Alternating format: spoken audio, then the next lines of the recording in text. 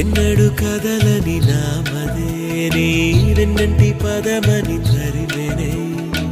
ఎవ్వరు నువ్వని అడగకే ఈ రెప్పల చాటున దాచుకుంది నిన్నే